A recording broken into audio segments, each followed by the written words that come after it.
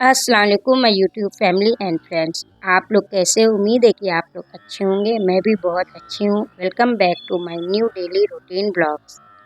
Blog खूब late post हो रहे हैं, इसके लिए आप लोगों से सॉरी, क्योंकि जब से मैं आई हूँ मैंने आप लोगों को पहले भी ब्लॉग में बताया है कि मैं सिर्फ सफाई में लगी हूँ। विंटर्स के सारे कपड़े रखने और भी बहुत सारे काम हैं। और ये मॉर्निंग में 7 बजे का वक्त है और कितना अच्छा लग रहा है विंडो से। मैं विंडो में बैठकर कुछ देर तक इस व्यू को देख रही थी और मुझे बहुत अच्छा लगा। रोज़े के दिनों में तो सुबह में समझ में नहीं आता क्या काम किया जाए, लेकिन आजकल मेरे पास काम ही काम है। सिर्फ कपड़े की धुलाई, सफाई, इन्हीं सब कामों में लगी हुई। तो आज मुझे बेड को भी इधर से उधर करना था। मुझे बहुत अच्छा लगता है चीज़ों को थोड़े थोड़े दिन में अलग अलग जगह पर रखना, और ये बहुत ज़रूरी भी है। जैसे हर मौसम चेंज होते हैं उसी तरह इंसान को हर चीज़ों को भी चेंज करना चाहिए। कुछ लोगों को लगता है कि ये सब फालतू काम है, लेकिन नहीं, आप लोग भी ऐसा करके देखिए, बहुत अच्छा लगेगा। तो इन सब कामों को करने के बाद मैंने ये कैंडल निकाल लिया जो कि भाई ने मुझे गिफ्ट दिया था, और ये लैम्प भी निकाल लिया कि मैं ये सब लगाऊंगी। अभी रमज़ान में मैं अभी आई हूँ 5-6 रमज़ान के बाद। तो मैं नहीं तो ये सब काम को मैं पहले कर लेती। मैं सब कामों में लेट ही चल रही हूँ। और फिर मैं लैंप भी रख दिए। लैंप रखने के बाद मैं और भी काम करने लगी। हस्बैंड चले गए क्लिनिक, क्योंकि उनके क्लिनिक जाने का टाइम हो गया था और मेरा ना ख़त्म होने वाला काम चल ही रहा था। तब तक मुझे दी गई नानी की दी हुई बहुत ही प्यारी सी तस्बीह, जिसको मैंने निकाल लिया। और मैं हर रमज़ान में ये तस्बीह निकालती हूँ कि मुझे इससे नानी की बहुत याद आती है इसे देखकर। और देखिए रूम को कुछ ऐसे ही। और चटाई देख के आप लोग ये मत सोचिएगा मैंने क्यों चटाई लगाई। ये ब्लू चटाई तो बहुत 25 साल पुरानी है, मेरी मम्मी की थी, जो मैं इस बार जौनपुर से लेकर आई हूँ। और मैंने कालीन वगैरह हटा दिया था धुलने के लिए, तो इसलिए मैंने चटाई को लगा दिया। फिर मैं और सब कामों में लगे, प्लांट्स वगैरह को देखने लगी, क्योंकि सारे प्लांट्स भी सब मुझे याद कर कर के परेशान हो गए थे, क्योंकि जब मैं नहीं थी तो उन लोगों की केयर इतने अच्छे से नहीं हो रही थी। और ये प्लांट जो देख रहे हैं ये मुझे फर्रुख भाई ने गिफ्ट दिया था जब उनके स्कूल में प्रोग्राम था। इतना अच्छा लग रहा है कि इसको मैंने देखिए खूब अच्छे से मैंने धूप में रख दिया ताकि इसका पेड़, देखिए सेंट लॉरेंस का लोगो भी लगा हुआ है। तो मैं इन सब कामों को कर रही थी और खूब याद कर रही थी जौनपुर में सबको, बच्चों को, भाई भाभी को, बड़ी अम्मी, चच्ची, चाचू लोग, सब लोगों की खूब याद आ रही थी। और देखिए ये सब मेरे छोटू छोटू प्लांट्स हैं जो मुझे याद कर कर के बिल्कुल मुरझा गए थे।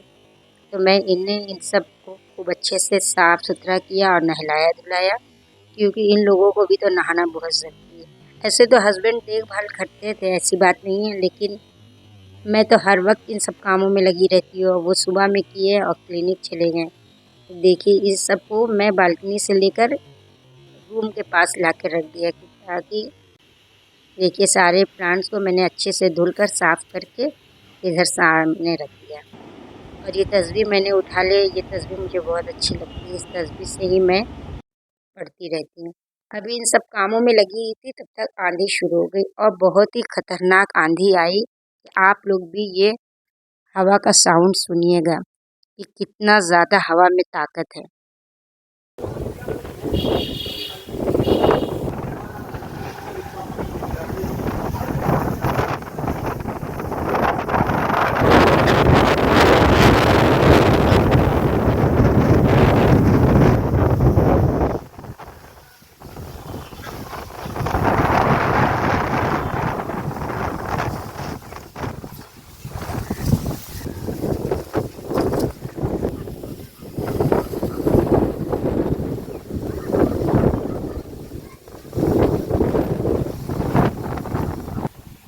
आप लोगों ने सुन ही लिया होगा कितनी खतरनाक आंधी आ रही थी, और बिल्कुल मौसम ऐसा चेंज हो गया देखते ही देखते कि पूरा बादल छा गया और बारिश भी शुरू हो गई।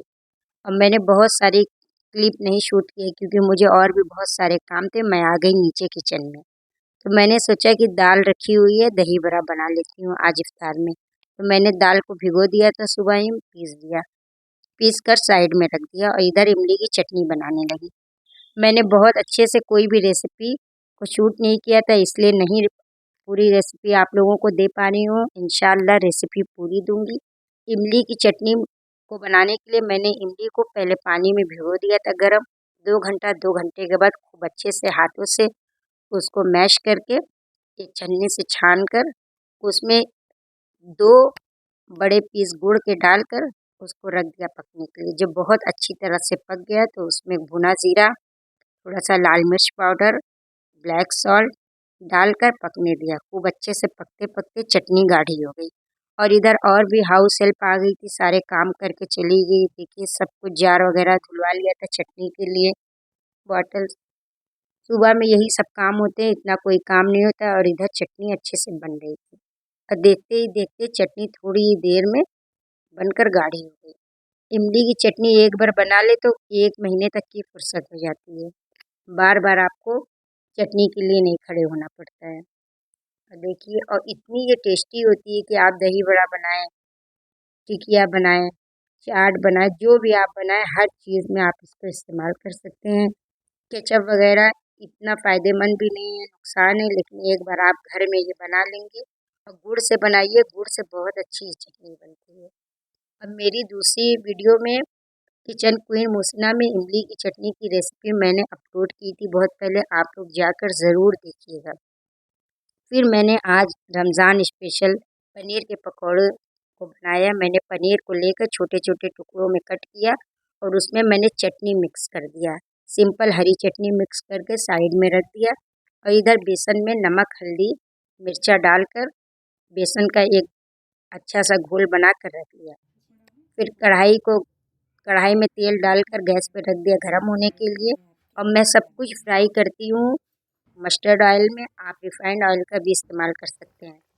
फिर उसमें डिप कर करके देखिए अच्छी तरह से मैंने फ्राई कर दिया और इतना टेस्टी पनीर पकौड़ा बन के रेडी हुआ था। क्योंकि सिंपल पनीर हम लोग ज़्यादातर सिंपल पनीर का यूज़ करते हैं, लेकिन आप चटनी लगा कर बनाएंगे तो आप तो यकीन जाने इसका टेस्ट दुगना हो जाएगा।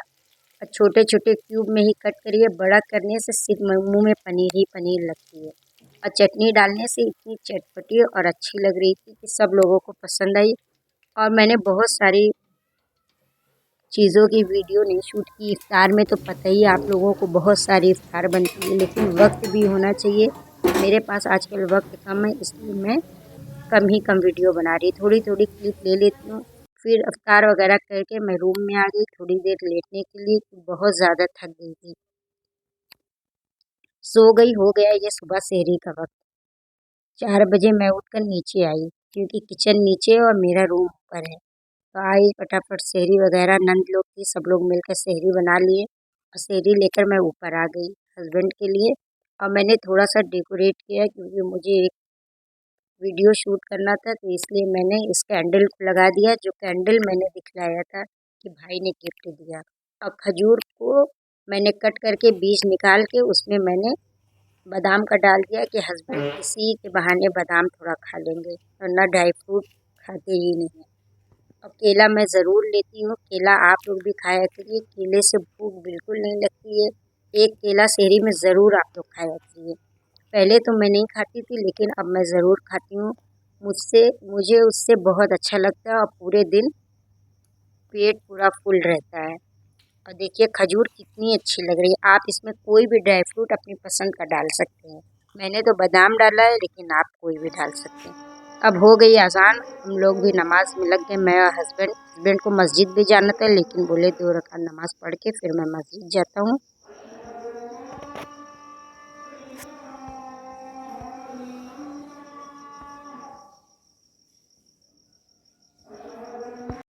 ये मेरा आज का ब्लॉग आप लोगों को कैसा लगा? अच्छा लगा होगा तो कमेंट ज़रूर करिएगा और चैनल को लाइक करिए, सब्सक्राइब करिए, वीडियोस को शेयर भी किया करिए।